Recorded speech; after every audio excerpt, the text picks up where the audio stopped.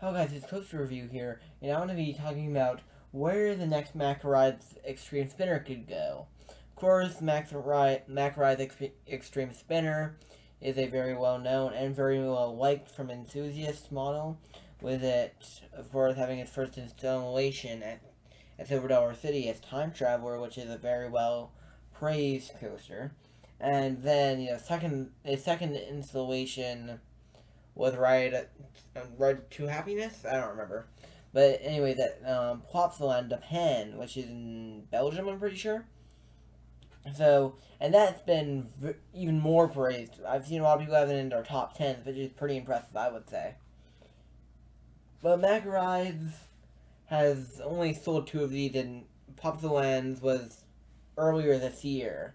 So, I could see that the Extreme Spinner could go and, become a lot more popular than it is currently, which is probably pretty likely, I would say.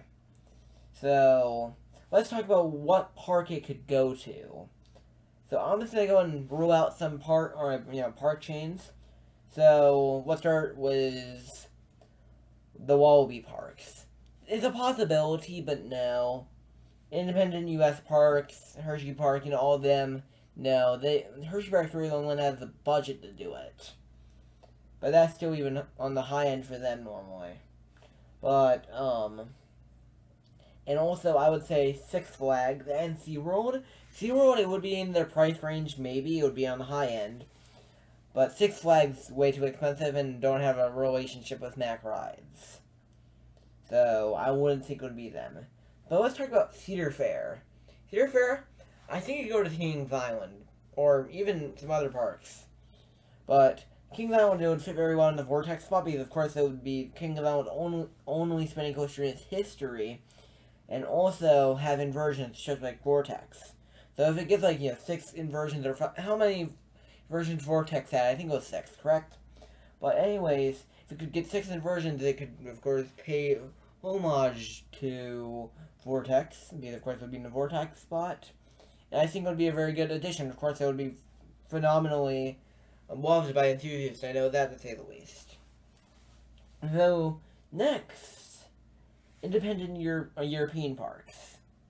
I think Energylandia could possibly get it. Because Energylandia, of course, they are not afraid of spending a ton of money, to say the least. With them paying, wasn't it around $30 million for Hyperion and $30 million? So, and for the Vekoma Shockwave basis, I'm pretty sure it would probably be around $20 million. They do not spare, or they don't need to worry about money.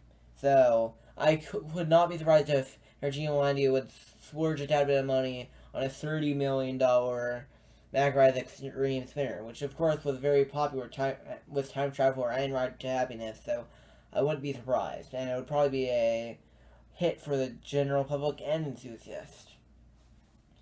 And the second park, independent park I think it could go to in Europe is Liseberg, because they have a very good history with Mack Rides, with their first big coaster being a Mack Rides coaster, with the Mack Rides coaster Helix, of course, the launch coaster that came out in 2014, I'm pretty sure.